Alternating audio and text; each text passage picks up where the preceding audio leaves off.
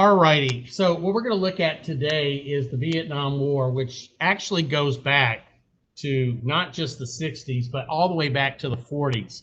We'll look at some of the events leading to it. I hate to do it so quickly. I traditionally, in my special topics class, I might spend a week, 2 weeks at least or more on this all-important war. I grew up, at least in the 60s part, and I remember very carefully the ending of the Vietnam War in America. And you guys have gotten a little taste of it by watching what happened in Afghanistan as America left Afghanistan recently, although at least South Vietnam held out for several years quite bravely against North Vietnam, the Vietnamese communists in South Vietnam. And in fact, it was a scandal here that we'll talk about later, the scandal of Watergate, that causes President Nixon to resign. President Nixon had basically guaranteed the South Vietnamese that, look, if North Vietnam invades you guys, we will come back. We will hit them with everything we got and won't let them do it. Well, Nixon has to resign. And Gerald Ford, his vice president that he's picked after his first vice president resigned due to corruption, Gerald Ford wants to get Watergate, the scandal involving President Nixon and the break-in, and he also wants to get Vietnam back behind there. And so literally in the rearview mirror, he wants to get that stuff done. And so the Vietnamese people, South Vietnamese people, are kind of left on their own. And when North Vietnam invades in April 1975 or late March 1975, South Vietnam will fall by May to North Vietnam and be unified under communism, right? And that's a situation it lives in under today. Have either of y'all gotten to go and visit?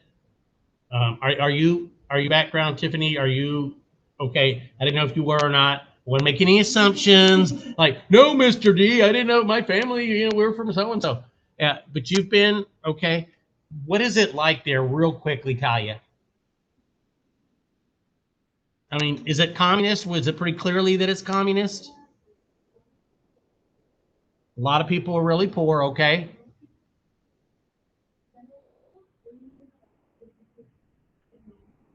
Oh, so they have their own little home business they sell out of the house? They don't have like stores? Okay. And are stores owned by the government mainly? Are businesses, are they owned by like, a group of people that decide, hey, let's sell hats or shoes? Okay, so they do have a little bit of that. Is the military very evident? I mean, do you see a lot of soldiers walking around? A lot of police, okay.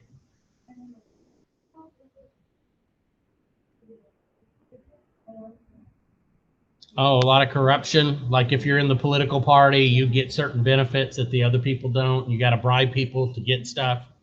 Yeah, that often happens in the countries like that where, I mean, not that it doesn't happen here, but, like if you want to get your phone done, installed, like in the old days, we had landlines. Well, you better pay me or it's going to take a year for me to do it. What about like propaganda signs and stuff? Do you see a lot of that? Okay, well, that's good.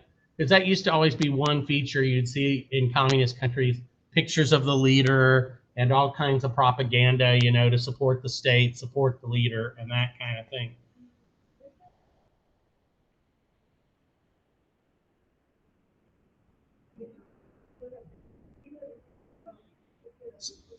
Oh, okay. So each house has to have like the flag of for Ho Chi Minh. I know in North Korea, which of course is super staunch, that yeah, you got to have a picture of the dear leader, and it's got to be like dust free and it's got to be straight. You can be fined if it's not like perfect and that kind of thing. So yeah, South Vietnam I've heard is not nearly. I mean, not South. It's North and South combined is not nearly as strict as that goes. And of course, that's what the United States in its mind was fighting to stop. Right?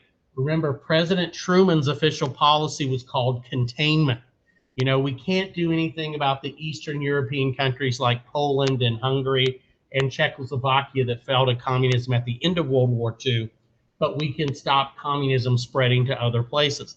And about as soon as he said that in 1949, the people are I should say China fell, and that's how Americans see it, fell to communism. The Chinese people themselves may not say it fell to communism, but that's how Americans were looked at it. And Democrats were really, felt like they were to blame. Well, they didn't feel themselves they were to blame for it, but Republicans really attacked them for letting China fall to communism, the country with the largest population in the world, right? At that time, it was what, 600, 700 million people. And so when Vietnam starts undergoing, or at least South Vietnam starts undergoing a lot of stress and attacks and invasions from North Vietnam, we have Democratic presidents in power. And eventually, we're going to have Eisenhower, Republican, but Kennedy, a Democrat's going to be in there. And then, of course, Johnson. And Vietnam is pretty much President Johnson's war. He's gonna feel like he can't lose it, right? I can remember as a kid, y'all, seeing ads put on the news that said, America has never lost a war, and America never will. And of course, we ended up, losing in Vietnam. There's no other way to paint it. We eventually gave up and left. If you guys are having to kind of do connections, like, to get that complexity point across eras and things, this is a really good one to either contrast with what happened in North Korea, which was a much more conventional war. They had soldiers in uniforms, we had lines, we were fighting back and forth going like that. Whereas this war, y'all, was fought all over simultaneously. There wasn't like a front line. We never invaded into North Vietnam. Our fighting was in the South. Now, we bombed North Vietnam. We sent ships up there that shelled various places, but we did not actually, except, maybe hit and run raids, we did not invade it like we did, Germany in World War II or anything like that. It was a very different war. It was an insurgent war. So a war that's better to compare it with in a lot of ways is America's Revolutionary War. Because remember, except the sides are reversed here. In America's Revolutionary War, America was essentially like Vietnam. We were the country fighting in our own backyard. When we needed resources, we went, back to somebody's house. When we needed new troops, they were right back there. Our supply lines were really short. We knew our territory. We were fighting for a cause, right? Freedom, independence. In the North Vietnamese mind, same thing. They're fighting for a cause. A lot of American boys, and they fought bravely, y'all, and so did a lot of the South Vietnamese as well too. But it was, I don't think they had the same spirit, the same drive that a lot of the North Vietnamese or the Viet Cong guerrillas. So your North Vietnamese, your NVA, North Vietnamese Army, they were actual soldiers. They had uniforms. They fought in units. They had generals and everything like that. But also in South Vietnam, as you guys will see, there was a group of people known as the Viet Cong, and that stood for Vietnamese Communist. And these Viet Cong were people either who were communist already living in South Vietnam, or they were people who infiltrated on something that's called the Ho Chi Minh Trail from North Vietnam through Cambodia into South Vietnam. And there they conducted, terrorist attacks. They tried to kill government leaders, tried to undermine the government. And this is what we initially sent people over to fight. Insurgent wars are always really, really difficult. And if you remember, with the American Revolution, the British had the same experience we did in Vietnam. They could take the cities, right? They could win the battles, but they never could control the countryside for very long. And just like we had people who did hit and run attacks, we didn't stand there and wait to be killed in big battles like the British did in a lot of cases. The same with the Viet Cong and with the North Vietnamese. Hit and run, right? Hit and run. And Vietnam knew, just like we knew during our revolution, North Vietnam knew, all they had to do was outlast us. They didn't have to win the war. They just had to not lose the war. Remember, the southern states kind of had the same attitude as well. the southern states during the American Civil War saw themselves as sort of like the American patriots in the American Revolution. All we have to do is last long enough, cost the North enough money, or in Vietnam's case, cost America enough money, or cost the British enough in the American Revolution, kill enough people, hurt enough of them that eventually support at home will dry up. The British will say, it ain't worth it, bring them home. America, as it turned out, y'all, will say, it's just not worth it. We can't keep doing this. And of course, the South, who does end up losing, the North will say, all right, this is just too much. We're going to go home. All right. But that never happened, obviously, for the South. Okay. So that kind of gives you guys some background. Now, if we go through that 60s packet, do both of y'all have the 60s? Do you have it, Tiffany? The 60s star thing? Yay, nay? Okay. It basically says the Vietnam War, 1954 to 1973. We don't necessarily need to go all back into it, except this is, of course, what the country looks like today. Some people, I remember a general used to compare it to those things that you would wear, like with the water pails, right? It's skinny in the middle with kind of two large parts on the end. And the thing is, what's important for our story here is that the French had taken Vietnam as one of its colonies. Now, the French included Cambodia down here, as well as Laos. And altogether, it was called French Indochina. Now, like in a lot of colonies, the French who were there, needed lots of people to help them. And your Vietnamese aristocracy, right? Many of them, y'all, would work for the French. They learned French. In fact, a lot of the Vietnamese students we got when they first started coming over here, y'all, in the early 70s, late mid 70s, would know French because their parents or grandparents had worked for the French when the French were there. It was kind of considered, made you a little bit better in some ways. Now, the French, typical colonial fashion, y'all, particularly exploited the people there, using them to grow rubber trees, to grow rice, all kinds of things. They considered this sort of their pearl of their colonies, okay? And as I said, they were called French Indochina. Now, it gets more complicated. During World War II, France fell very, very quickly to the Germans. And what happened, y'all, was the French created what was called Vichy France. That is, France that wasn't occupied by the Germans, but was supported the Germans. So when the Japanese looked over there across the way, remember the Japanese don't have a lot of resources. They don't have oil. They don't have the ability necessarily to feed everybody there. They're a very expansive country. So they looked with envious eyes over at Indochina. And when the French fell and were occupied by the Germans, Indochina was like, I hate to say it, but ripe for the picking. It was like, wow, we can take it.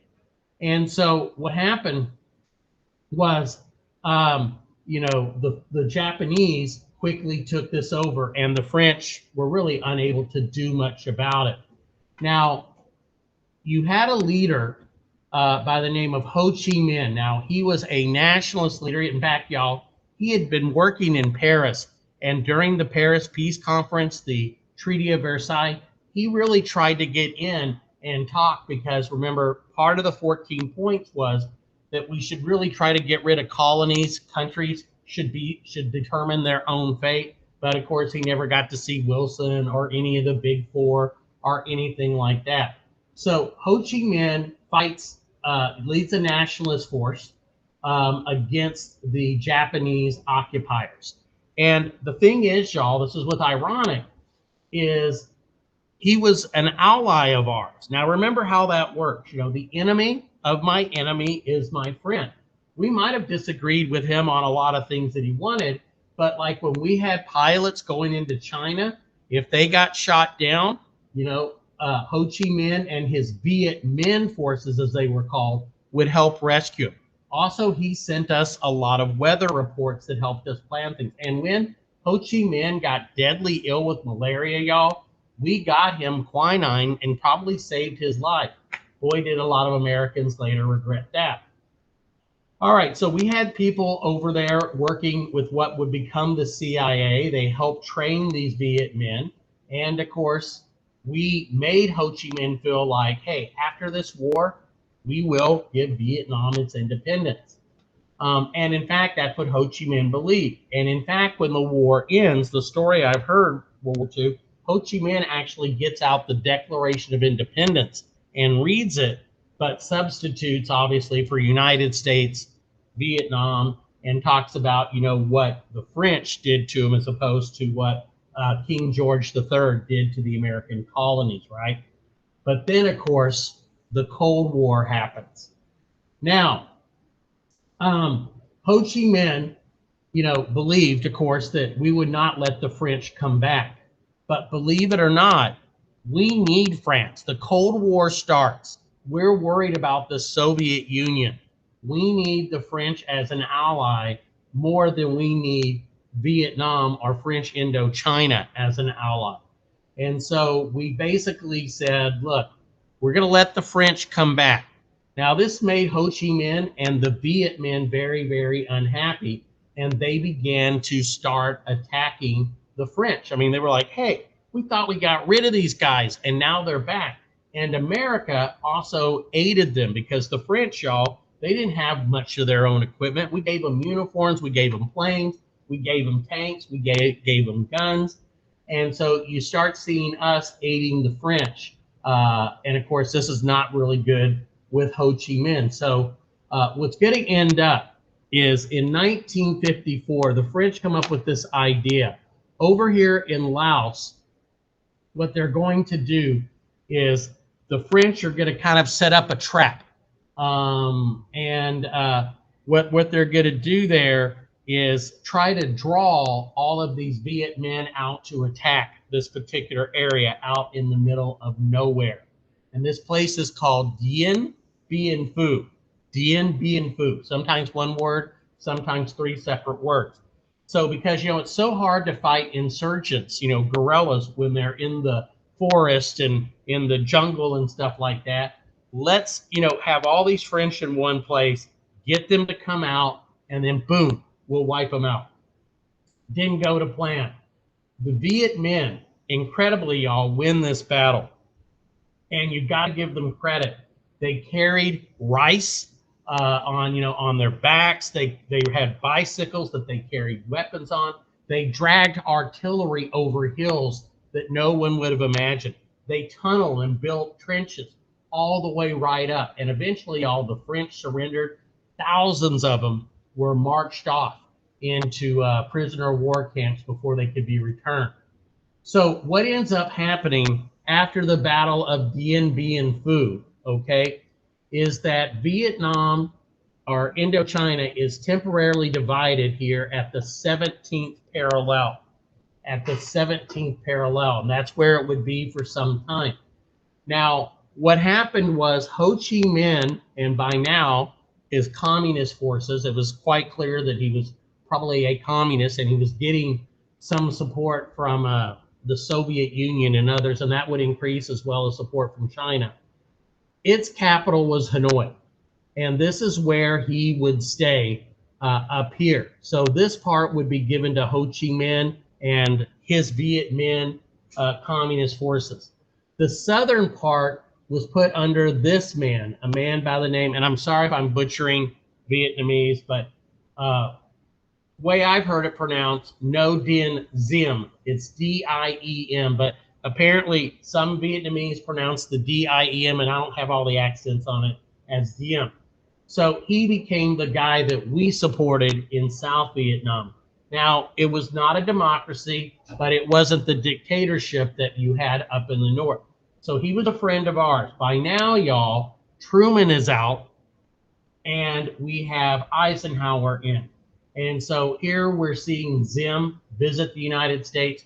We gave him millions of dollars in aid, much like we had given Chiang Kai-shek of China millions of dollars in aid. We don't want to go. It's kind of like, once again, the Ukraine, right? I know I keep bringing that up, But it's like, we don't want our guys fighting. So, hey, we'll send you the weapons that you need to do the fighting so that we don't have to. And this is a common feature that you often have in the Cold War. We call these proxy wars, where you have other people do the fighting and killing and dying, I hate to say, than that. So that's initially how we get involved.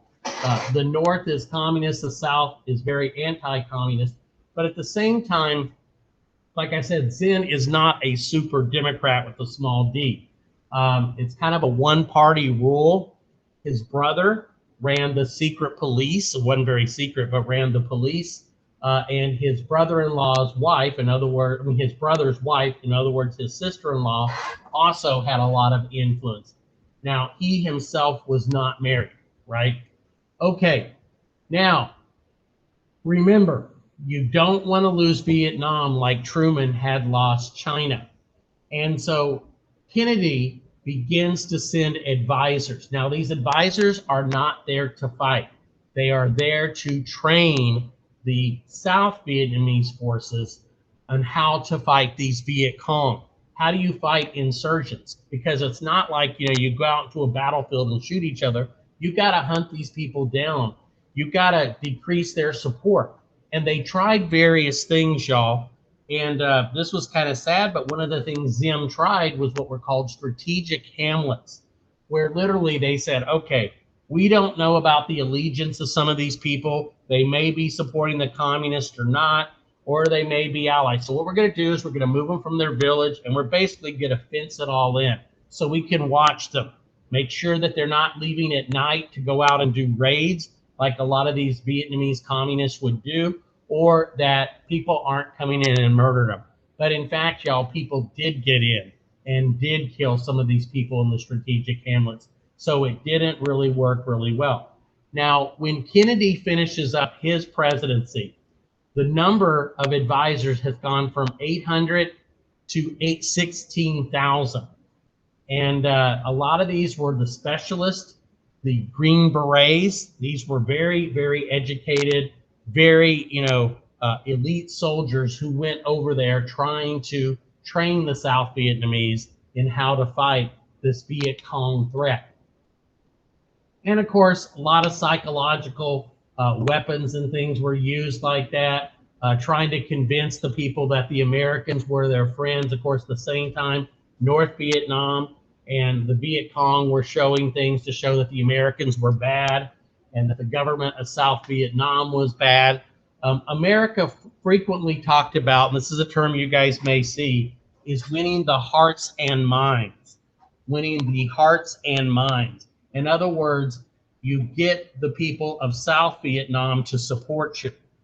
If they support you, they're going to point out who these communist guerrillas are, because the frightening thing, y'all, was this man, this woman, these kids, they might look like they're good, normal citizens during the day. They're out there, working in the fields or doing whatever. But then at nighttime, they'd go somewhere and get their AK-47 rifle or their SKS rifle, and they would go out and conduct hit and run attacks.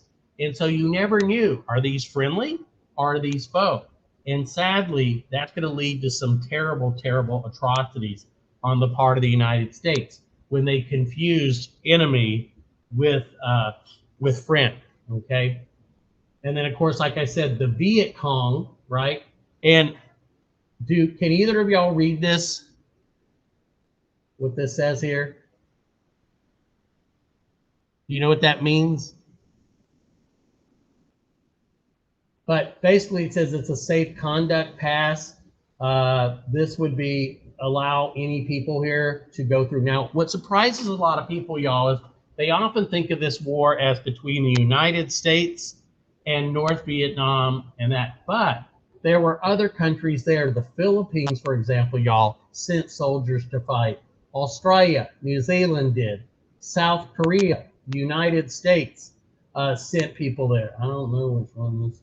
Okay, but they all sent soldiers. Not as many as the United States did, but once again, this was considered like, hey, this is an attack. If South, and you got to remember this, y'all, such an important concept. what we call the domino theory. Now, this had been articulated by President Eisenhower that, I don't know if you guys have ever set up dominoes or ever seen it, but, domino, the little blocks, if one falls and hits another domino, the next one will fall, the next one will fall. And so some of these countries, y'all, located in Southeast Asia or in that part of the Pacific, they were worried if the communists take South Vietnam, then they're going to go into Laos, they're going to go into Cambodia, maybe into Indonesia, maybe they're going to go in eventually to Australia or whatever.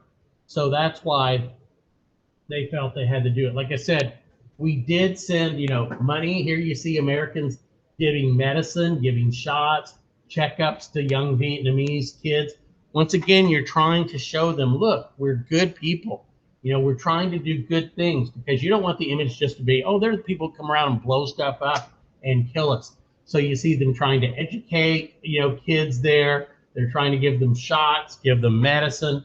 And this was all part of the idea of winning the hearts and minds.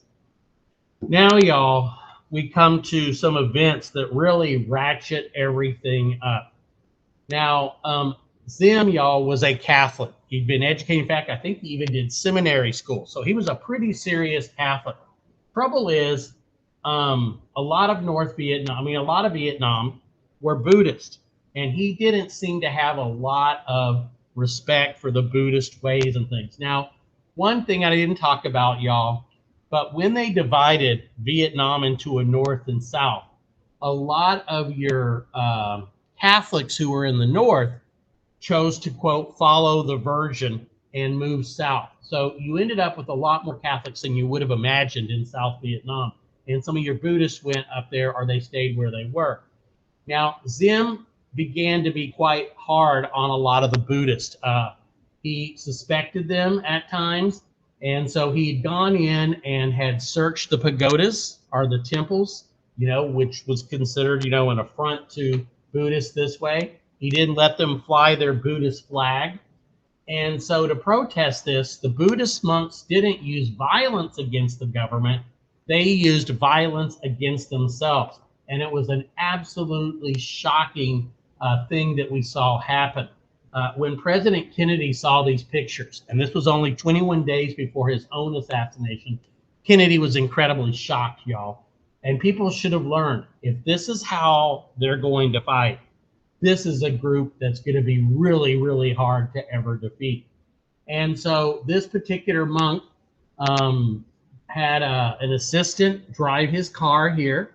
They had let the press know that something important would be happening at this street corner in this little area. And the car, y'all, actually had its engine in the back. So the front is the trunk. And so what happened was they got out a big 5-gallon can of gasoline. He sat down in the lotus position. Here you see the gasoline all being poured over him. And then it was set on fire. He was set on fire. Now imagine the pain that had to be. But he remained there in that position, burning until, it was over. Now, allegedly, after his death, they decided to cremate what was left of him. And the legend is that his heart never burned. And there's even there was a shrine at one point, I don't know if there still is, to him. So here's some video of this, or film. This will probably get this blocked on YouTube, trust me.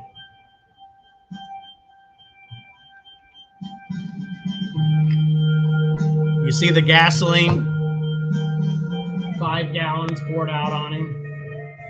And the police are just kind of holding people back. You see the car with the hood or bonnet open.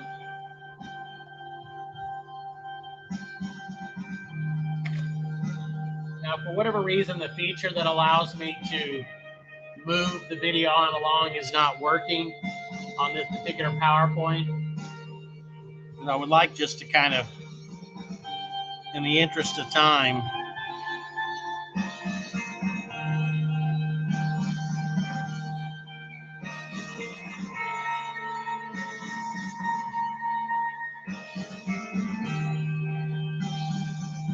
now, some American protesters actually did the same thing. One of them went to the War Department, the Pentagon, and he was carrying his baby. Now, this was an American war protester.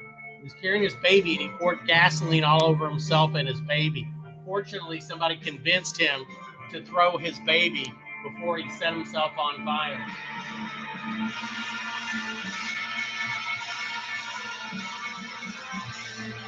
You see some of the people rushing there wanting to stop it.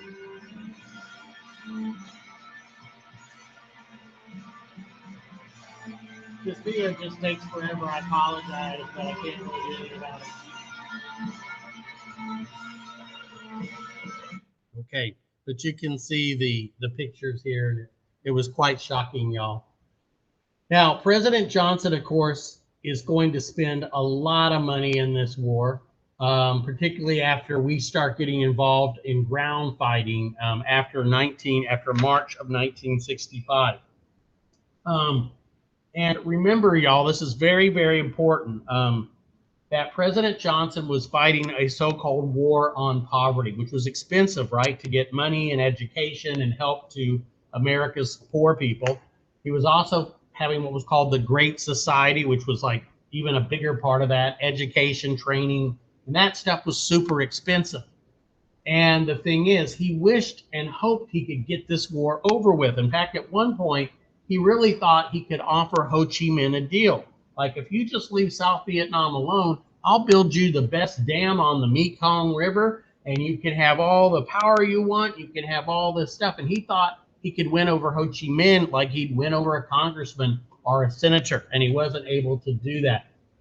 Now we come to the event that happens right before the election. This is 2 or 3 months before the election. Now, this says a fictional attack. I disagree here with this. There's actually 2 different attacks. Now, the thing is, some South Vietnamese forces, y'all, were doing raids up in North Vietnam. And we had an American ship called the USS Maddox. Now, the Maddox was up there. And the big question is, was it in international waters? In other words, free to be up there? Or did it cross into North Vietnamese water? Vietnam says it crossed into their area, therefore they were free to attack it. Several patrol boats do show up. They fire torpedoes, they fire shots. There's a couple little holes in the Maddox, but no real threat to it. I believe the first attack happened on August 2nd. A couple days later, the Maddox and another ship, the Sea Turner Joy, are in the same Gulf of Tonkin, or Tonkin Gulf again. Now, this attack most likely happened that night. Most people believe the attack that happened at night probably didn't happen. But why is the Tonkin Gulf incident so important? North Vietnamese forces had fired on American forces. We had to retaliate. President Johnson has an election coming up in 2 months or 3 months. He's got to look tough. His opponent, Barry Goldwater, is basically calling him a wuss.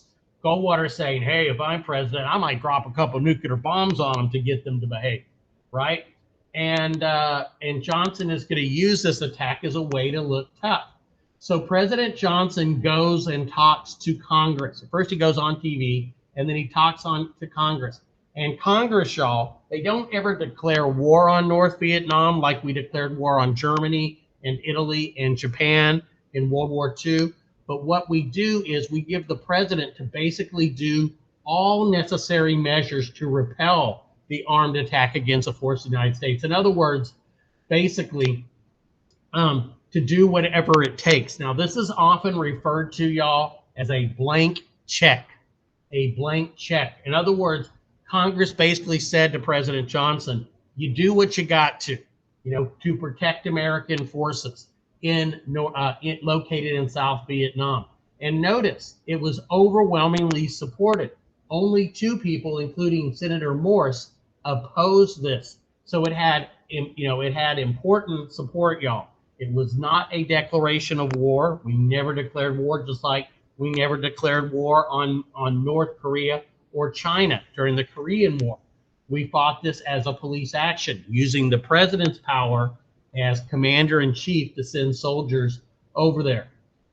Now, when Johnson ran in 1964, like Franklin Roosevelt, when he ran in 1940, had said, look, I'm not going to be sending American boys thousands of miles overseas to do what Asian boys ought to be doing for themselves. In other words, I'm not going to send American troops to fight for South Vietnam when that's what South Vietnamese, guys should be doing. Okay.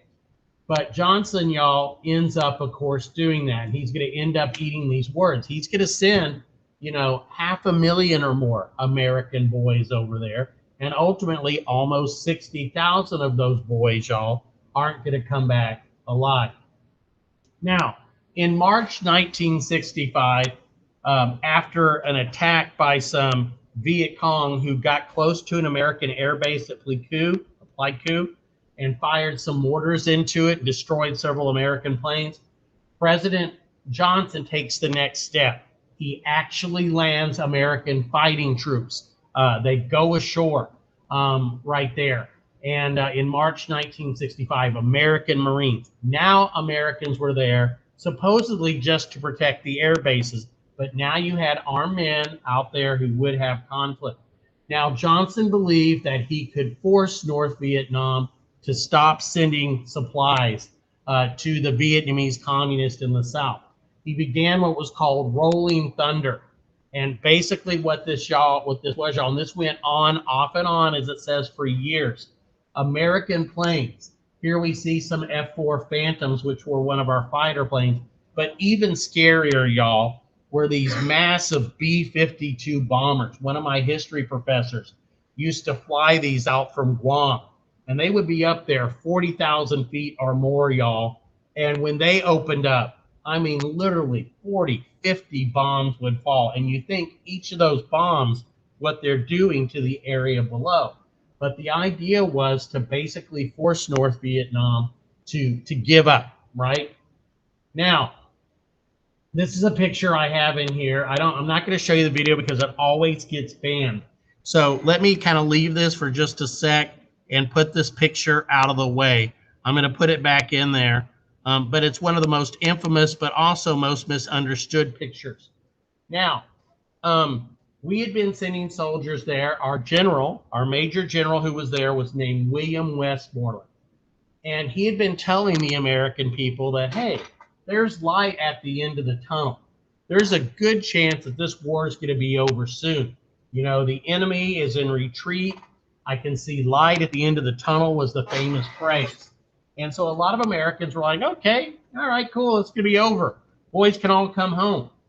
But then, y'all, North Vietnam and the Viet Cong in the South launched this offensive over the Tet New Year, right?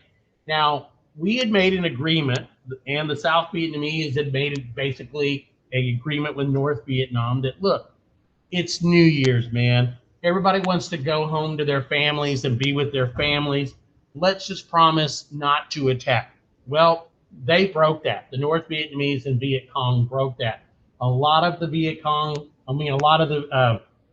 South Vietnamese army were gone. They were back at home. And suddenly they rose up all throughout the country, y'all, attacking multiple places.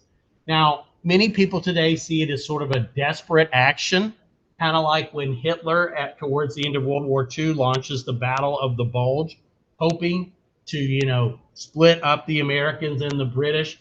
But in a lot of ways, he's throwing everything he's got into one last attack. In a lot of ways, we believe that's kind of the situation. They were really hurting. A lot of the Viet Cong had been wiped out. The North Vietnamese army was hurt.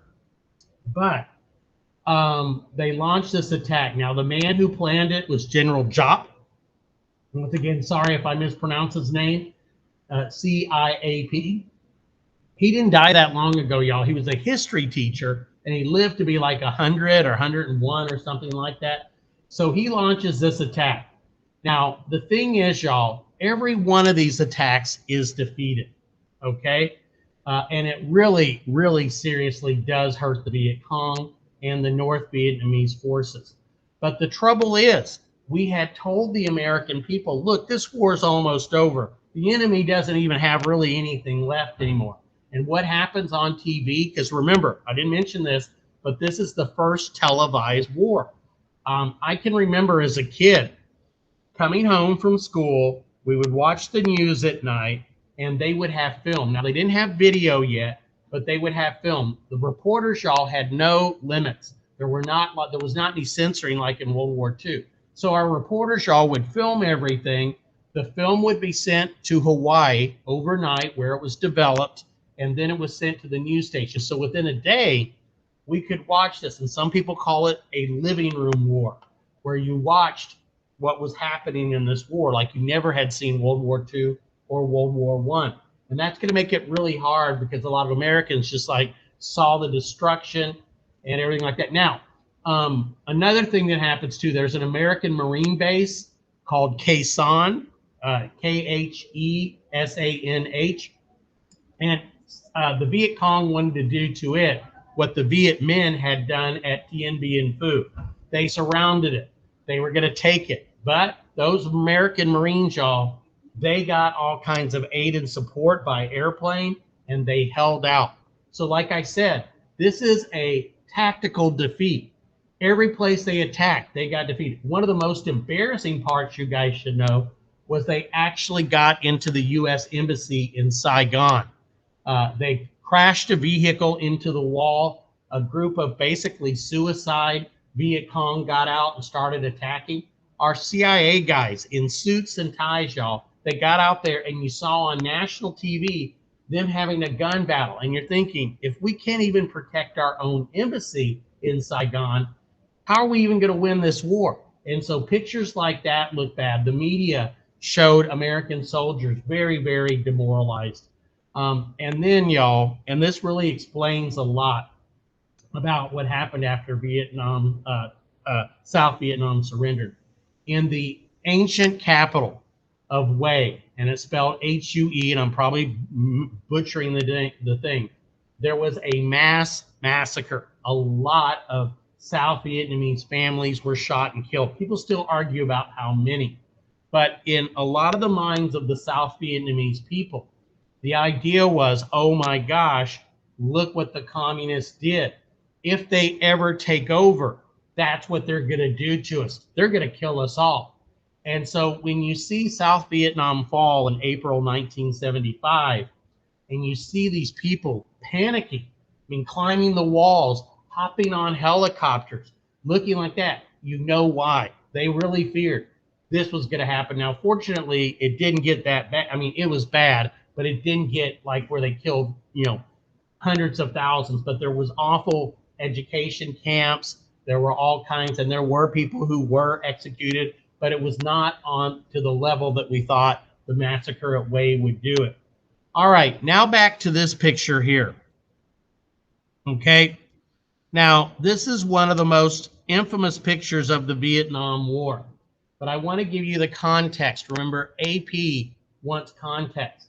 Now, there was a photograph taken of this, but there was also an ABC News cameraman with a camera. And so this General Doan, he was one of the policemen in charge of the police force in Saigon. This was going on during Tet. Now, what had happened was this man had been picked up as a Viet Cong suspect. Notice no uniform or anything. And he was suspected of murdering some policeman's family and some others. Okay? So General Lone or Doan, I can't remember if it was an L or D, he wasn't necessarily the nicest guy ever or anything like that, but nobody had ever seen him do anything like this. And so basically he gets this guy and he motions for this guy to follow him. And he goes and he walks right out on the streets of Saigon. Now people are wondering, what's he going to do? Is he going to like fire a shot over his head? Is he going to shoot wounding? Is he going to ask for some information? But no, he just matter-of-factly goes and shoots the guy right in the head. Now in the film, the guy goes to the ground and you literally see the blood pouring out the side of his head. It is incredibly hard to watch. Okay, so this picture was taken by Edie Adams, right? This photographer. And of course, it showed up in American newspapers really quickly. Americans are like, what? We're supporting the guy with the gun? the guy who killed a civilian, we're on the wrong side. How can we support people like that? But the context was, and you shouldn't just shoot people, but this is war. This guy had murdered people. And so he took him out and he killed him. It was caught on film. Now, eventually, this general comes to the United States, believe it or not. He opens up a pizza parlor on the East Coast. And eventually, some people found out that he was that guy. And in the bathrooms and stuff, people started writing like, I know who you are. I know what you did. And the man ultimately gets cancer and dies, very disliked by a lot of people. But in the context of it, it was a big thing. It was a big thing, but it wasn't like you often hear or see. There were other pictures, y'all, and I'm not going to show you because the girl is nude, and that's all I need is somebody like, they showed us a picture of a naked girl. But there was a young girl named Kim Phuc. Now, Kim Phuc had been in a village that accidentally got bombed by not American forces, but by South Vietnamese forces. Now, they bombed them with what was called napalm, Napalm, Napalm. And this was a weapon that we had invented to use against the Japanese during World War II in the jungles, in their caves. It's basically gelatinized gasoline. So when it hits y'all, it just makes this massive explosion and then burns and burns. All right, this village got accidentally bombed with American-made weapons, but by the South Vietnamese. After a few minutes, you see this girl. She's, not even a teenager yet, and Kim and her friends are running down the street. She is burned in a lot of places. She is nude. Literally, her clothes were on fire and either burned off or she tore off what was there. A photographer took a famous picture like this of it, but also there was film of this girl running, and it's just hard to see. And eventually you do see somebody come up to her and hold her. And this woman, Kim Phuc, for a long time was a poster child for North Vietnam to diss the United States. Even though the Americans hadn't done it, that's what people believe. Like, oh my gosh, look, Americans bombed this village. They killed innocent people. They burned this girl nearly alive. Ultimately, this girl was visiting, I think, Canada, and she defected. Today, she lives in the United States. She has had dozens and dozens of surgeries, and she's an amazing woman to see speak, talking about the horrors of war. But that was another picture that was used that came out of this. All right. So here we see the Tet Offensive. Now, some of it goes back to October beforehand, but really it's the new year, which, in this particular year fell on January 31st. 5 different major cities were attacked, 36 capitals, 64 and numerous villages, y'all. It was crazy. Like I said, they got into the U.S. Embassy. They set off bombs all around Saigon. Now, like I said, they were defeated, but the damage had already been done. And so we get that. Now, why is this such a big deal? Well, Americans, y'all, really felt like we'd been lied to. And you guys need to write down a word here.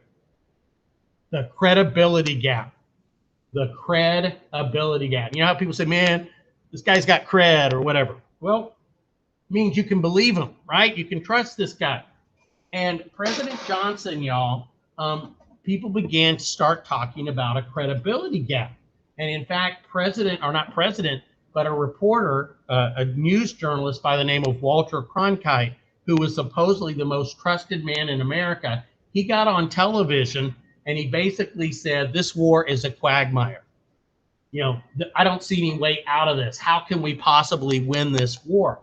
And even Johnson said, when I lost Cronkite, I knew I'd lost the war. Because a lot of people, especially then, y'all, it's not like today where you guys have 5,000 channels. We had like 3 channels, y'all, ABC, NBC, CBS. And so he had lost a lot of these people. So it made it clear to Americans that, look, this war is going to go on a lot longer. It's going to drag out. And President Johnson and in fact, General Westmoreland said, look, I need more soldiers. And President Johnson's like, what do you need? He says, I need like 600,000 soldiers. We've got like 500,000 now. We need like 600. And Johnson says, no, I just can't do this. And he fires it. All right. Now, the war is becoming a big issue in politics. Bobby Kennedy, the president's brother, and you got to remember, Kennedy, y'all, had supported the war, although many people believe had Kennedy lived, he would have decided, look, this is something we can't win. Let's let them, because he did say to Walter Cronkite, the same Cronkite, in an interview just before his death, this is their war. They're going to have to win it or lose it. But then he said, but I don't believe we should just give up and leave either. So what did Kennedy really want? Some people believe, and if you're a conspiracy person, believe that Kennedy wanted out of the war, but that's why he was murdered, because people wanted us to keep spending the money and making the weapons. That's a little too far for me to go, but you do hear people talk about that. Now, so Bobby Kennedy, who had supported the war, now goes against the war. There's also a man by the name of Eugene McCarthy, who's also a dove. That is a person who doesn't want to keep the war going. They, as Democrats, y'all, say that they're running against President Johnson for the nomination of the Democratic Party. In other words, you've got two Democrats running against the Democrat. This would be like, y'all, if Hillary Clinton or Bernie Sanders announced today, hey, I'm running against Biden, right? You know, you don't do that to your own party. But Johnson, y'all, there had been a primary up in New Hampshire. He won, but he lost a lot of votes. And Johnson's like, oh, man, I can't do this. Now, technically, Johnson could have run for another term. He'd done 1 year of Kennedy term. He had done 4 years of his own. He could have been president for 4 more years. But Johnson gets on TV, and this was a big shock, y'all. He basically says, look, I will not seek, nor will I accept my party's nomination for another term as your president. And then he said he wanted to start talking about peace in Vietnam. Now, the thing about this, y'all, is oftentimes the American soldiers are portrayed as, you know, feeling like they've lost this war. All they want to do is survive and come home. They don't have any spirit or energy. Well, that is, I think, true after this announcement. Vietnam vets that I talked to, they really were angry with Johnson because in their mind, he was quitting, but they weren't allowed to quit. They had to keep fighting. And we start seeing demoralization of American soldiers. We start seeing something called fragging. Now, fragging is when you would have a lieutenant who wanted you to maybe go out and launch an attack or wanted you to risk your life. And you're like, hey, dude, I ain't going to be the last guy to die in Vietnam. I'm not going to go out there. The president's already said he's quitting. I'm not going to go out there. Well, you're going out there. I'm your lieutenant. You're going to do it. Well, these officers sometimes, y'all, might be sitting in a portable potty, right? A toilet. And some guy would like roll a grenade in there, blow them up. That was called fragging an officer. Or men just started saying they didn't want to participate. A lot of African Americans, and this is very important if you guys talk about the 60s, and even Dr. King got very involved in this. Dr. King had initially supported the war, but as he saw it costing more and more money that wasn't going to help poor people, he began to turn around it. And also, y'all, there was this image that African Americans, men, were paying a higher price than white men did. Now, how did that happen? Well, the thing is, y'all, you could be drafted to serve in Vietnam. But if you were a college student and you were passing your classes, they couldn't make you go. Now, who went to college in those days? Mainly white kids, right? A lot of black kids couldn't afford it, couldn't get in or whatever. So in the minds of a lot of African Americans, they were, even though they were, say, 10% of the population, they're like 20% of the soldiers over there, and they're getting killed at a higher rate than that. So you start seeing some real division among white soldiers and black soldiers over there, and everything kind of starts falling apart, y'all. Okay. Now, here we go. And I remember this, y'all, what happened afterwards anyway. Now, there was an area of South Vietnam that was believed to be communists. Now they said, well, we're not sure they're communists, but they're definitely pink. In fact, they called it Pinkyville. Now, a group of soldiers in a group known as Charlie Company, they had stepped on some landmines, they'd had some injuries, and like a lot of people, they had never seen the enemy. They just saw the damage that the enemy did. So they're really, really angry. Now, their commander, Lieutenant Calley, Calley, goes into this village. Now, they start shooting. They start killing people, most of whom, I think there's very any evidence that any of these people were Viet Cong or whatever. They start killing people. Some people get into a well and like they throw a grenade down there. They're shooting women and children. Here you see some of the shocking pictures of these people killed. We never know quite for sure, but we think at least 300 people, women, children, and old people. There didn't seem to be any, a lot of men of fighting age there. And like they said, Calley even ordered a group into a ditch, and then they used machine gun fire. Now, if this makes you depressed, it should, but there was one little ray of hope in this, y'all, and the man is still alive today as far as I know. He observed this from his helicopter. He ordered his helicopter down, and his helicopter landed between where the victims or potential victims would be and where the soldiers were shooting from. And basically, he turned his gun and pointed at them and said, look, if you keep killing these innocent people, I'm going to shoot you.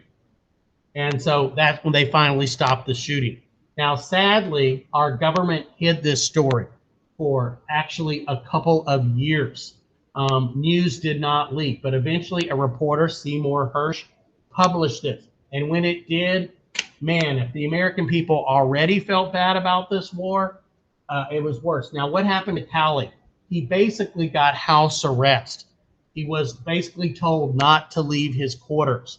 And ultimately, he was let go. He got a job, and sometimes you'll still see something about him on the news. But this was definitely a low point. And, some of it comes from the frustration that these guys couldn't find the enemy, so they made up enemy. You would hear this story that to save the village, we had to destroy the village. In other words, to keep it from being communist, we had to bomb or destroy the village. And there was this very common image, and I remember seeing this as a kid, y'all, of people taking their little lighters. Now, you got to remember, a lot of the people in Vietnam out in the rural areas, they had huts made of grass and wood, right? And they would go in and they're like, hey, this is a communist village. We know some of these people are guerrillas at night. They go out and fight. We got to find out where their stuff is and pick up their weapons so they don't kill us.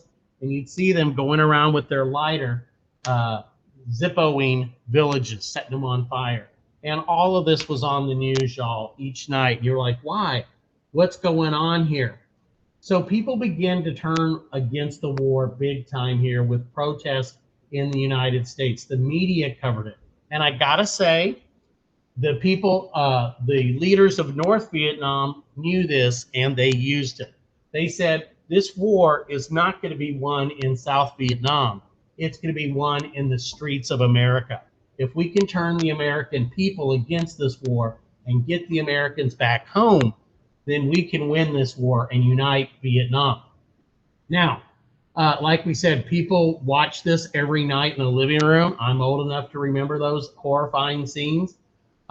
These draftees would be sent there. Of course, college people who didn't want to go, because if you did your 4 years or if you failed your class, you might be on a plane going there. My brother's best friend, Andy Larson, was drafted. And Andy went over there, and Andy was killed in a matter of days. Okay? So my brother did everything he could to not get drafted. His high blood pressure ultimately kept him from being drafted to go over there and serve. A lot of celebrities and musicians wrote lots of protest songs. At Woodstock, there's the very, very famous 1, 2, 3, what are we fighting for? I don't give a damn about Vietnam, and they go through and they sing songs like that, all kinds of songs about Americans not wanting to go. They actually gathered outside LBJ's place in Washington, D.C., the White House, y'all, and they chanted at night, you know, hey, hey, LBJ, how many kids did you kill today? And stuff like that. And Johnson, y'all, he started wandering through the White House at night when he couldn't sleep, and he said he saw the ghost of Woodrow Wilson. And, you know, he would write letters to the families of the boys, the Americans who had died. So he knew what this was costing us. And it just was wearing him out. And there's some amazing pictures, y'all, where you just see him bent over and you can just see this war, you know, taking it out of him, right? Peace symbols, right? You even had a group of kids in a school called the Tinker School. It was a Tinker school district. They wore black armbands, and some wore bands that said F the draft. And they got kicked out of school, and the Supreme Court said, look, they have the right to free speech. They can do this. It was Des Moines. No, Tinker was the name of the kids. Des Moines was the school district. My bad.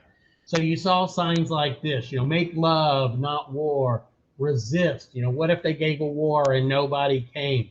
I can remember a lot of these songs. Now, at the University of California at Berkeley, we call that UC Berkeley, there had begun a free speech movement.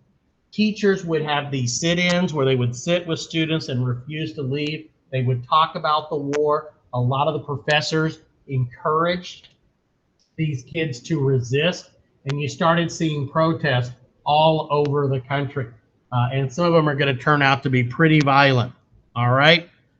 Here you see some scenes of teachers and teach-ins. They even had a group of these people march to the Pentagon.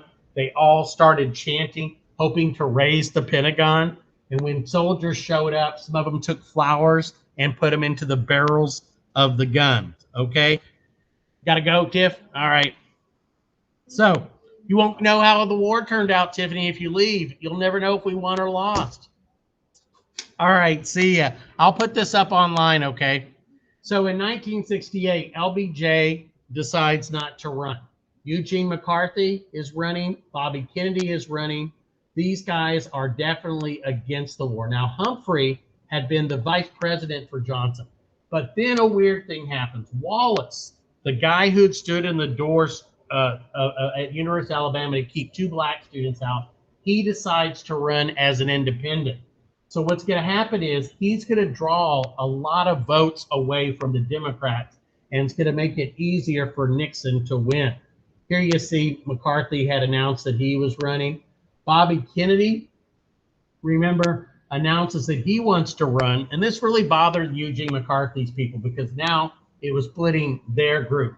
And you had a lot of hippies supporting Gene, going around and knocking on doors, and they realized old people wouldn't pay attention to him. So a lot of them got clean for Gene. They cut their hair, they shaved their beards. And that was just the ladies who decided to do it. But Kennedy was looking like he might get the nomination when he was going through a pantry. This is young Juan Romero, who was a busboy working there that day. And as Kennedy, after announcing that he was, heading to Chicago now to win the nomination of the party, a man came up, or at least we think one man, and shot him multiple times, and he died. And here you see this young man who was a Catholic, knowing Bobby was a Catholic, he got out his cross, he got out his rosary beads, and he started praying for the president, or for the senator.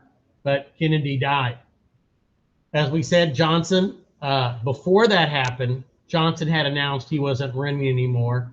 Instead, the man who gets the nomination is going to be the vice president, Hubert Humphrey. Now, Humphrey wasn't a big fan of the war, but he wasn't saying, look, I'll just quit and leave the war like the others were doing. And what's frustrating for a lot of Democrats is he didn't enter the primaries. He basically kind of got it just because he was the vice president. So up where they're having the Democratic convention in Chicago, you see a lot of students begin to protest. They were called the hippies and yippies. And they were told not to spend the night there in the park.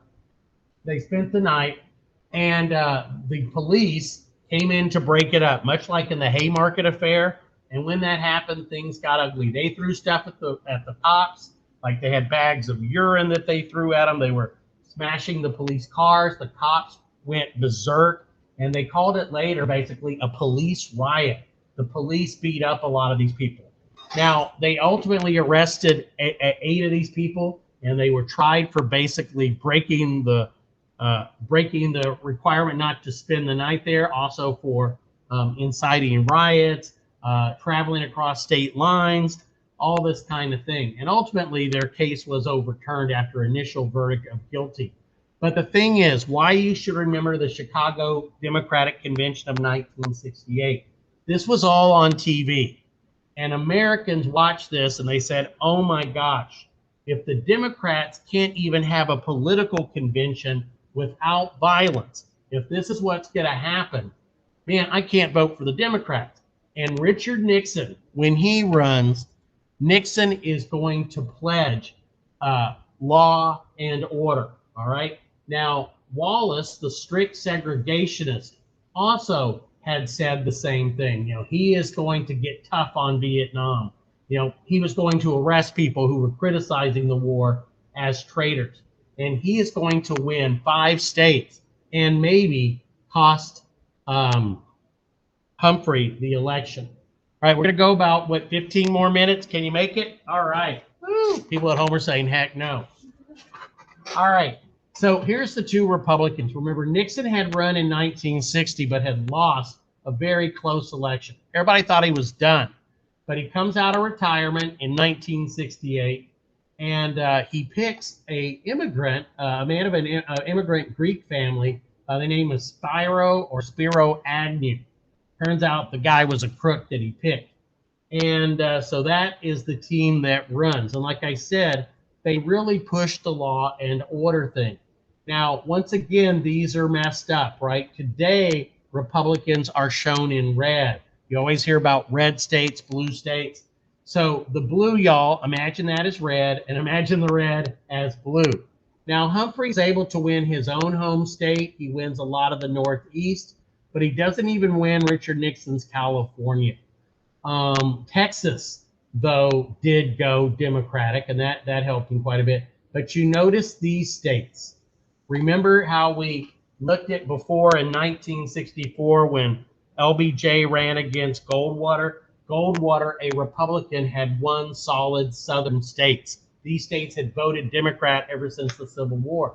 But what you're seeing is they're not going to vote for Humphrey. They're going to vote for the more conservative Wallace. And that took away a lot of electoral votes right there. 16, 23, 33, 45, and maybe it took away enough votes in some states that Nixon ends up winning the state when had Wallace not been running, those Democratic votes would have gone to Humphrey, and it's believed that this cost the election for him. All right.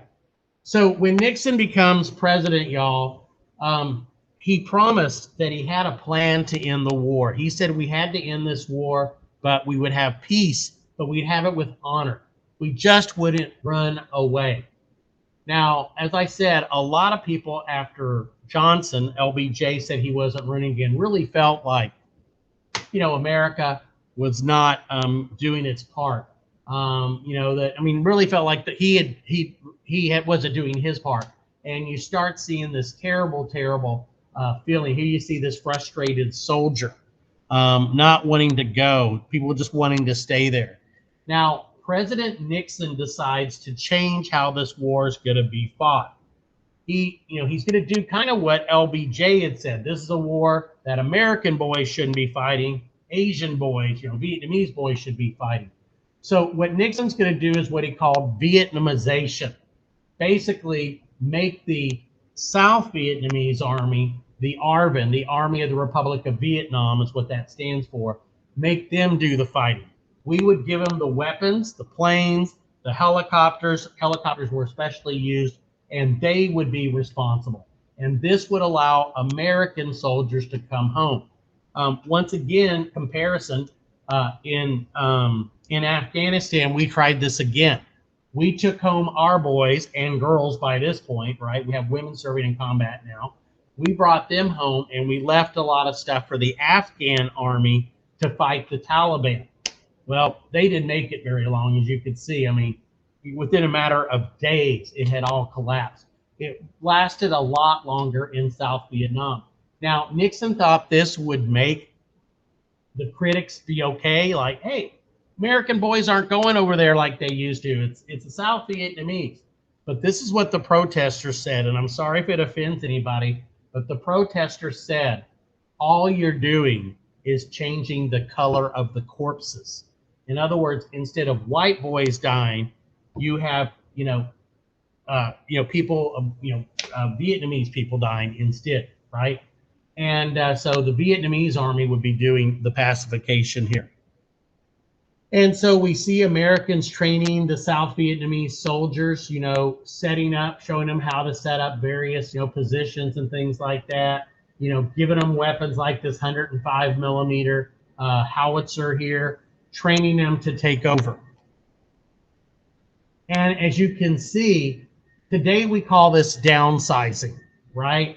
Or there's another word, a drawdown. Take it back. We call it a drawdown. We didn't have that term back then. In 1969, we had almost 50,000 American boys over there. Within a year of Nixon becoming president, that has been cut in half. And then the next year, it was cut some more. So our numbers, what we would today call our combat footprint, has been decreased quite a bit. Now, President Nixon is going to try to end the war in South Vietnam by expanding the war into Cambodia. Now, this sounded crazy, but this is what his logic was. Here in Vietnam, in North Vietnam, there was a supply chain that would take care of the South Vietnamese down over here, right? They would, the Viet Cong, the Viet Cong would not be able to keep fighting y'all if they weren't getting food, if they weren't getting weapons and ammunition and gasoline and all this stuff to keep their war effort going. But they didn't bring it down across the 17th parallel. They would go through, that says Thailand, but that's, it would go through Laos. Yeah, here's Laos. It would go through Laos. They would also go through Cambodia, and then they would go into South Vietnam. Now, this series of trails was known as the Ho Chi Minh Trail. There was actually thousands of them, and by night, they would move through there. Americans bombed it by day, and at night, the Viet Cong would rebuild the bridges, rebuild the roads, all of that kind of stuff. And so President Nixon decided, let's bomb Cambodia, and ultimately, he ordered a secret invasion into Cambodia. Why?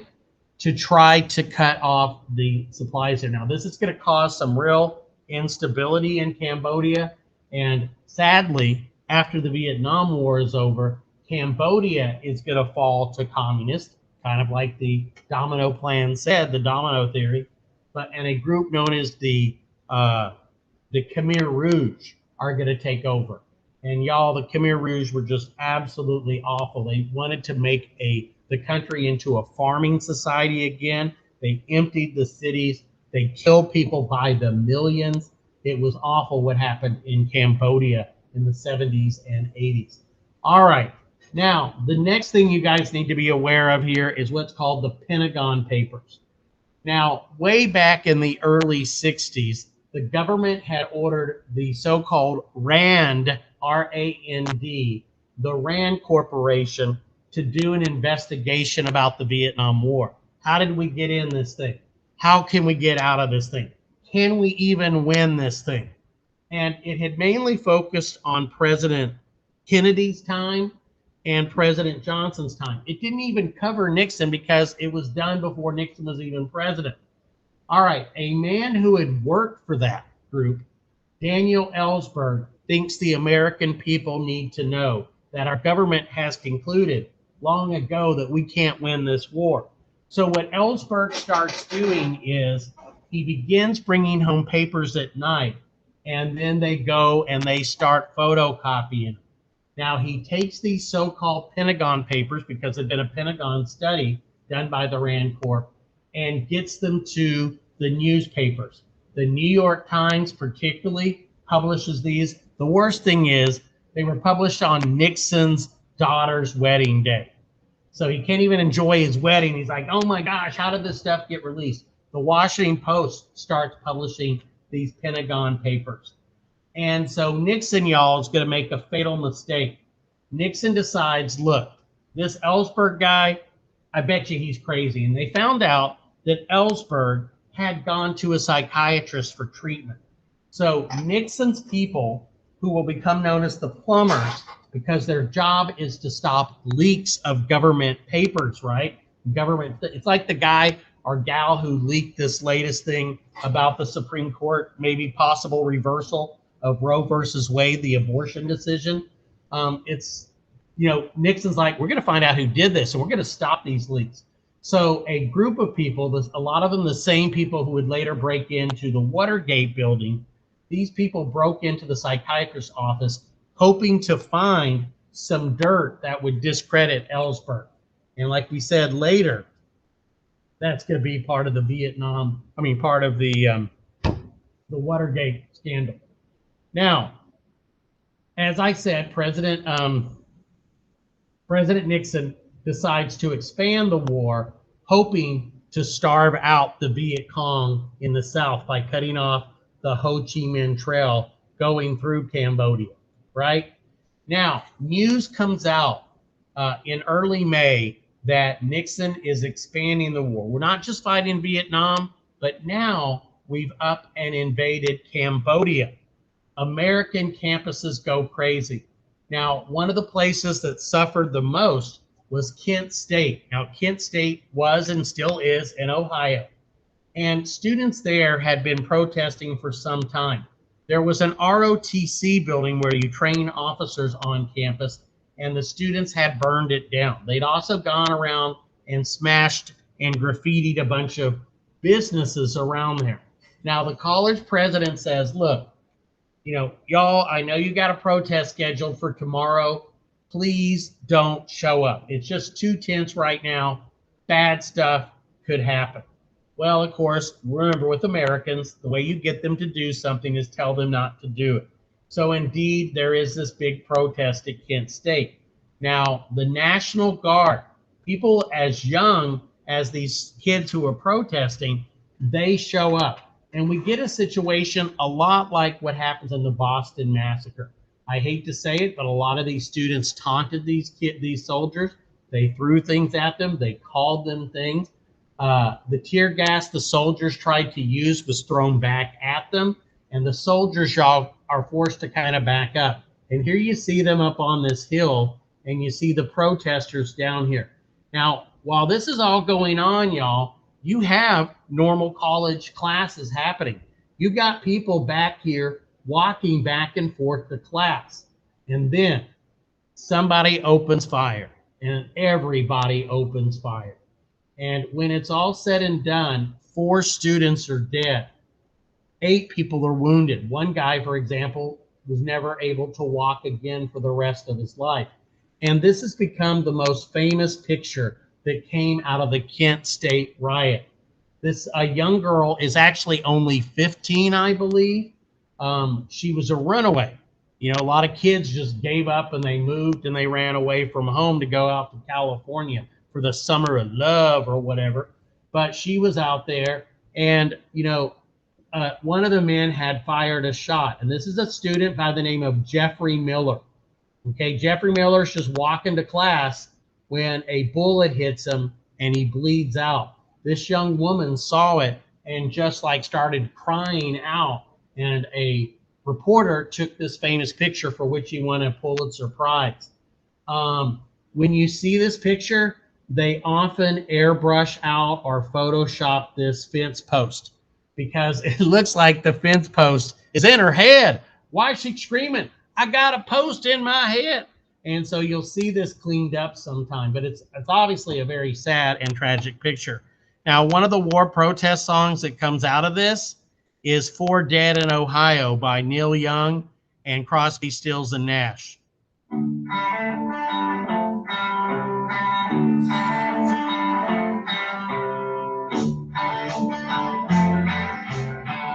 lot more than that now.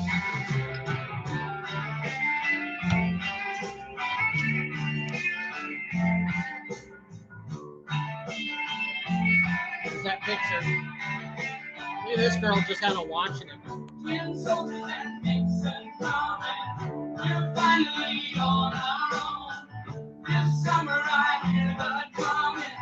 Forgetting Ohio. There's a guy waving a North Vietnamese flag.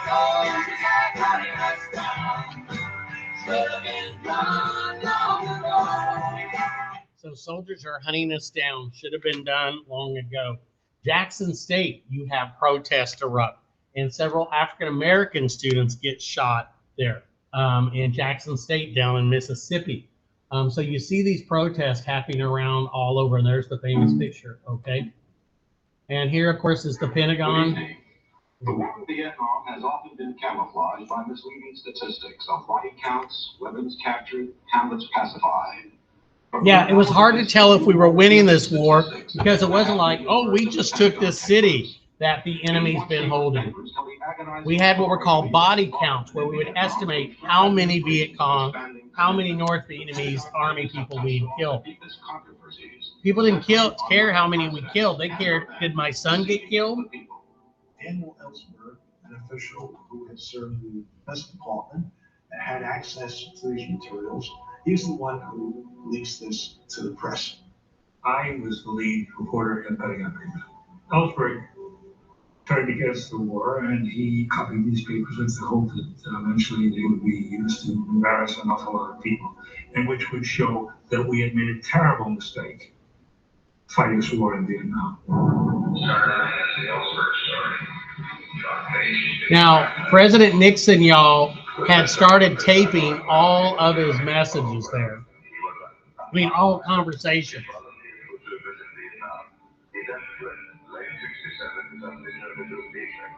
I think Kissinger was obsessed with secrecy, and so was Nixon. So this is why they get the plumbers to go out there. Now, ultimately, Nixon tried to keep and force the New York Times to not publish this. Basically, they said we need prior restraint. In other words, before you even publish it, we need to say you can't publish it. And eventually, of course, the Supreme Court would decide, no, you can't stop them from doing it. Security is just too vague a word. And so basically they said this is not going to endanger American forces. We don't have the justification. And so an important victory for freedom of the press was had that they had the right to do this. So this is New York Times versus the United States. Now, the end of the war in Vietnam. In 1972, Nixon announces, of course, that he's running for re-election. Now, there had been talks going on in Paris for some time. There's even an accusation made by Humphrey's people, the man who ran against Nixon, that Nixon told South Vietnam, don't accept the agreement that Humphreys might be making. We'll get you a better deal. We'll get you more security. And so some people believe South Vietnam would not agree until Nixon would come in. That's a one of those theories that's out there, and some people support that. But peace talks have been going on and on. They even argued, y'all, about the table. What kind of table? Round table, square table. Who's going to sit where? And finally, y'all, when the North Vietnamese look like they're not going to agree to any sort of agreement, Nixon orders what's called the Christmas bombing. Now, there was actually some Americans, Joan Baez, who was a popular American singer, was over there, and she recorded it. But American bombers on Christmas or around Christmas bombed the heck out of, not Saigon, but Hanoi, I should say. Hanoi, the capital of North Vietnam, bombed the heck out of it to force them to go back to negotiations. Now, it's important to note here, and it's not on this slide, but Nixon, y'all, had begun to start visiting China. Now, he didn't grant them complete recognition, but we began to have relations with communist China. Now, we had not done so since China had fallen to communism in 1949. So, Nixon is usually given credit for opening up China, being the first to go there. But understand that he also had an ulterior motive. This is what was known as playing the China card. What he did is He tried to buddy up to China. This would get the Soviets jealous. And the Soviets were like, hey, they're getting really close to China. Now, by now, y'all, China and the Soviet Union had become enemies. Even though they both were communist countries, they'd become enemies. So Nixon's like, oh, Russia, you want to know what you can do to make me like you better? Hey, we would like you to reduce the number of nuclear weapons. We'll reduce them too. And he gets the SALT Treaty out of them. So when the Chinese, y'all, see Nixon getting friendly with the Soviet Union, they're like, hey, you're getting too friendly with them. What can we do? And Nixon's like, well, you know how you're supporting those North Vietnamese who are then supporting the Viet Cong? We need you to put pressure on them. Stop sending them weapons, or tell them you got to sign this peace deal to get out of the war. And so China and the Soviet Union both put a lot of pressure on North Vietnam. We put pressure on South Vietnam to sign it. And we promised them, as I said at the beginning of this, that we would come to their aid after we left. Now, one of the biggest problems, though, one of the things we could never get the North Vietnamese to accept was basically what they called the little leopard spots. Now, the leopard spots in South Vietnam were places where there were Viet Cong in large numbers. We had hoped to get all the Viet Cong out and to basically have a North Vietnam that was communist and a South Vietnam that wasn't. And sadly, and I didn't get into this, y'all, but it's also important to understand, Diem, remember the leader that had attacked the Buddhist temples, had come to be a liability. He'd come to be disliked. And so some generals approached one of our CIA guys in Saigon, and they said, we would like to overthrow Diem and replace him with somebody that's more likable, that can keep Vietnam non-communist. Because this guy, he's going to lose the war. And Kennedy basically didn't say no, which they took to mean yes. And 2 weeks before Kennedy himself was killed, the coup overthrew Diem.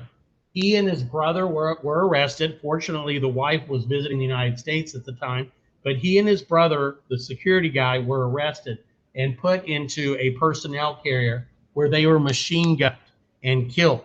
From the point of Diem, who, like I said, was no angel and had some real issues, South Vietnam, y'all, never really had stability. It was one leader after another for the next few years, which really hurt its ability to fight the war as well, too.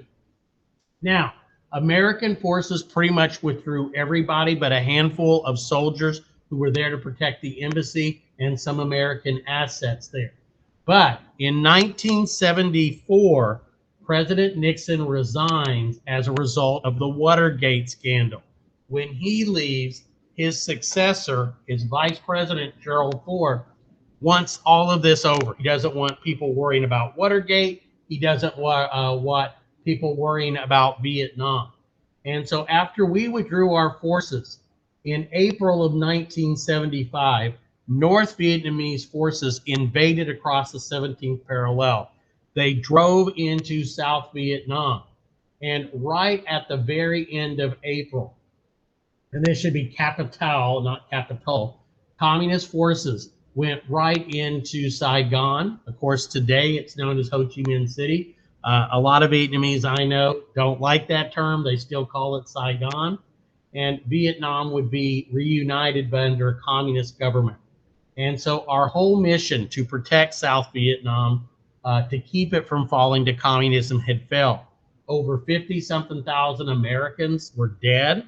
Almost $1 trillion had been spent. And I can remember a lot of these images. Now that's the U.S. Embassy.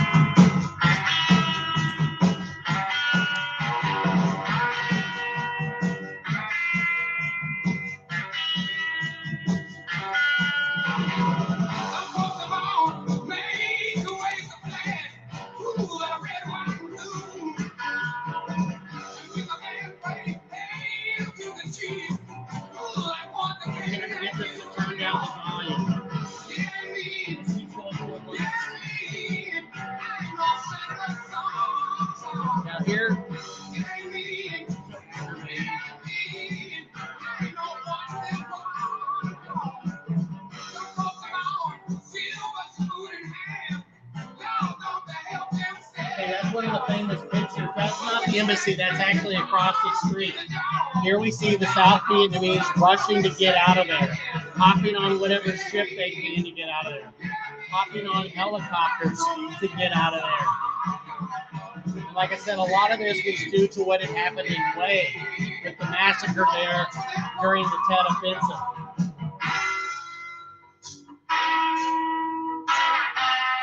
Climbing over the embassy walls, bringing their paperwork to show, hey, I work with the Americans.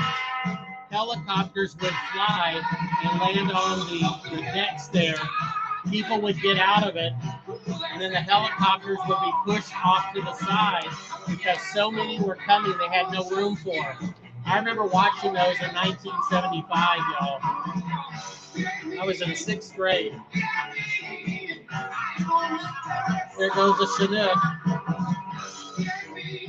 There goes a Huey. About $250,000 right there.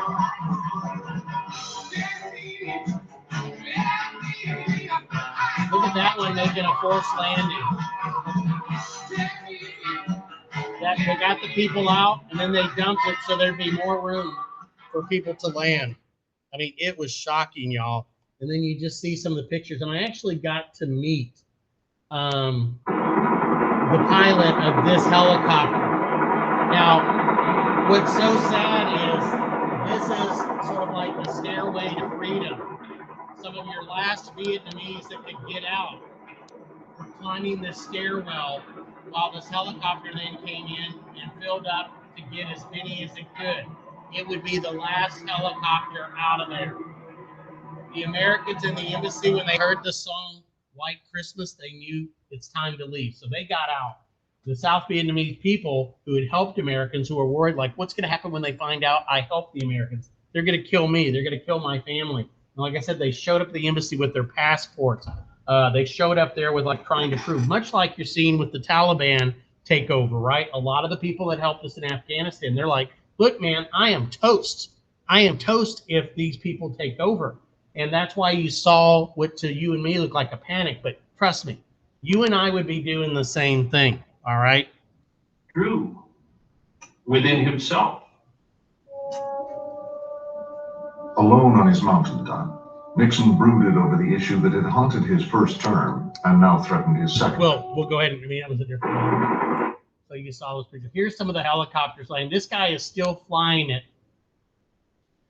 And he had the people, look, jump out. He jumps out at the last second and lets it land. Now, we had given them all these helicopters to fight the war because this war, y'all, was a very mobile war. It wasn't like you could take trucks and go somewhere. See the guy jumping out, look at that. And the helicopter crashing just afterwards. But, you needed helicopters to transport people all over to fight and then to get them out of there and that kind of thing. So there were thousands of these helicopters there. And that's what a lot of the people were flying out of there. I mean, you just think, hey, I can fly, get your family, come with me. And it was just absolutely chaotic. We don't know how many Vietnamese died in this. Some people think as many as 1 million died in this war. It's hard because North Vietnam didn't really keep statistics. For the Americans, you can see the number who died each year. 68 was the worst. And it's kind of interesting. You see very few people dying in the early days because we didn't have many troops there. And then you got the Tet Offensive, right? Then you got Nixon coming in and downsizing to eventually in 1972 with the Paris Peace Accords. There was almost no one left. Now, like I said, a lot of people came to believe that the African Americans were paying a higher price. When we look at the numbers of dead, it's about equal to what their population was. But they definitely were serving probably in some positions like as enlisted people as high as 20% more or so. All righty. So the man who had negotiated this treaty, y'all, was Henry Kissinger. Okay. He was the person in charge of that. Let's see here. Oh, and there were some other things. I thought I had one more picture, but that's on another PowerPoint that I have. So to end it, y'all, I remember our soldiers coming back from Vietnam, And a lot of them were characterized by people who had not supported the war. They called them literally baby killers. I remember soldiers telling me that the first thing they did when they landed in the United States from their, U.S. airplane, Army airplane or Air Force plane, they went into a bathroom and they got their uniform off because they were being spit upon and all of that. And a lot of Americans that didn't like the war, that's how they were treating them. A lot of Americans who were like, say, from the so-called greatest generation, the World War II generation, they thought our boys had lost the war. Okay. And so they blamed them for losing the war. What's the matter? You over there smoking pot, you were doing drugs and stuff. And a lot of these boys, and I have a personal theory. One of the books I'm hoping to write someday is about how we bring our men home from war. And of course, now ladies. And one of my theories is, in World War II, it took weeks to get back home. It took weeks for my father to get back home. And you kind of had some time to adjust. I'm not in the war. With Vietnam, once your tour, which was a year over, once your tour was over, which was a year long, you could be in Vietnam being shot at on Monday, and on Tuesday you could be back at home. I think it was a lot for these guys to handle, and yes, sadly, some of them did get messed up on drugs while they were over there. These guys saw some terrible things. Some of them did some terrible things. Most of them readjusted and they went back to life, but they're a normal life. But there were a handful who really suffered and went through what was called post-traumatic stress syndrome. Now, a lot of Americans didn't want to talk about Vietnam. It was embarrassing, how we fought the war or how we lost the war. And finally, in 1983, America unveils what's known as the Vietnam War Memorial. It was an Asian artist, which, a woman, a lot of people think was appropriate. And at first, I didn't like it because I was old school. I believed you have big monuments with soldiers and you have, all that kind of stuff with the names all over it. And so I didn't care for it until I visited it. And I went there and I looked up my brother's best friend, Andy. And it was interesting because what she did is it's designed like a V, like for Vietnam, and it's all black rock. Okay, it's like this black rock marble. And the names of the 58,000 dead Americans, they're listed in the order that their deaths were reported. So when you start out like 1945 with the first American who was an advisor died over there, there's like no name hardly. But then as you walk, instead of the memorial sticking up, you go down and the memorial goes down that way. And when you reach the bottom, just like that graph showed y'all, when you reach 68, it's at the deepest. It's at 10. And then you start kind of going back up again. And the names are engraved on there. They're about maybe this big. You can look up and see which line and which panel they're on. So I looked up Andy and I went to it. And what a lot of people do is they go up to it and they make a rubbing on paper. And I brought that back for my brother with his friend's name on it for him to have. My brother never got to go to the monument himself. A lot of people come there and they leave mementos of their families.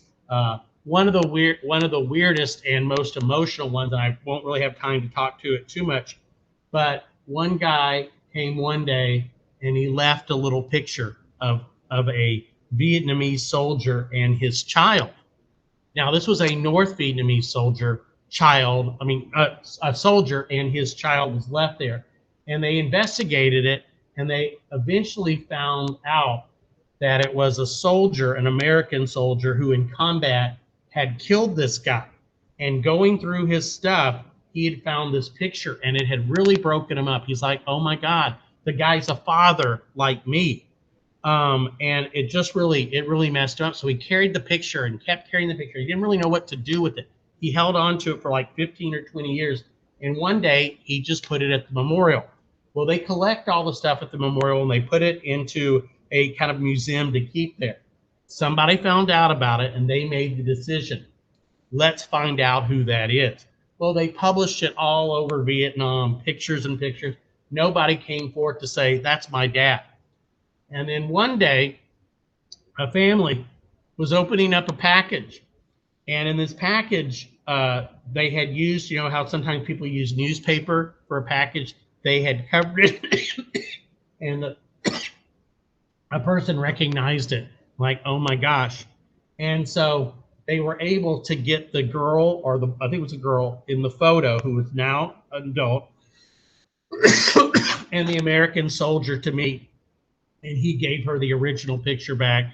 He talked about how her dad had died bravely for his country, for his own reasons and the way he was fighting.